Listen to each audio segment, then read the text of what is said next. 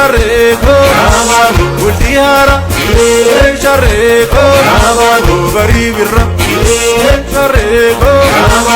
erorara shareko burraste shareko yolebide shareko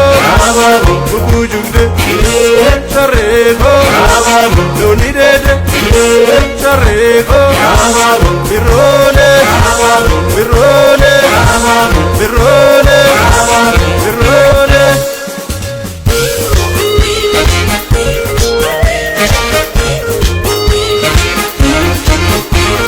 yole kayole yole kayole yole kayole yole kayole oromon walinole jalalan walinole karannan walinole galatan walinole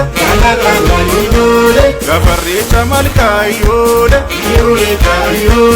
oromon walargayole